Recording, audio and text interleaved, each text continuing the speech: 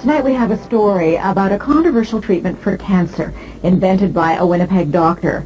It's not new. In fact, Dr. John Davidson used it on hundreds of patients decades ago. What is new is that some 50 years after the doctor's death, more than half a century after his theories were dismissed as quackery, scientists are rekindling the flame of his research. With more on the legendary cancer doctor, here's CTV's medical specialist, Davis Favreau.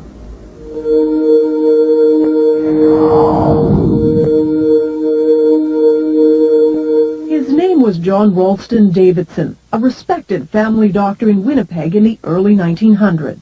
A great scientist as well as a great doctor. And this is Leslie Gurney Bishop, now 88, a journalist who documented Dr. Davidson's controversial treatment for cancer. He never claimed that it cured it, but he said it would arrest it. Davidson spent years studying cancer, writing medical articles on his theories, which in hindsight were remarkable for his time. The doctor described cancer as a dietary deficiency, so he added generous amounts of vitamins to the patient's diet. But he also said it was critical to boost the patient's own defenses against cancer.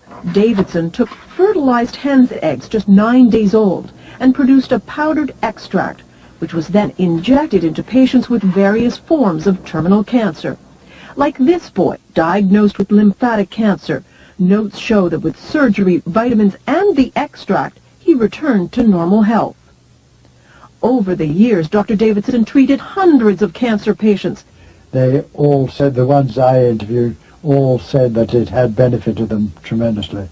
The Prime Minister refused to fund Davidson's work. The doctor died 4 years later. He would die pretty well of a broken heart, if you know what I mean, because he had not been recognized.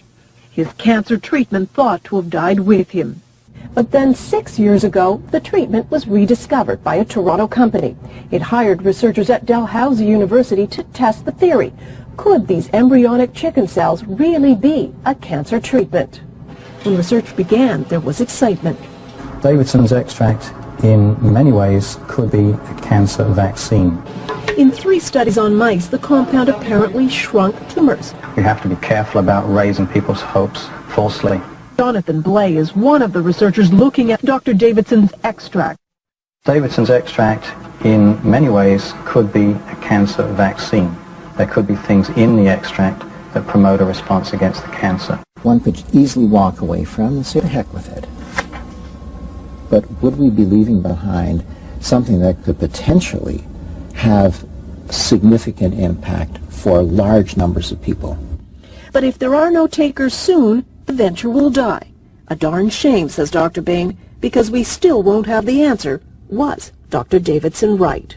But if Dr. Davidson's extract does show the power to combat cancer, this could be not only one of the great human victories in overcoming disease, but it could also be one of the great human tragedies. A tragedy because for the last 50 years, a possible cancer treatment and its pioneer were forgotten. Davis Favreau, CTV News, Toronto.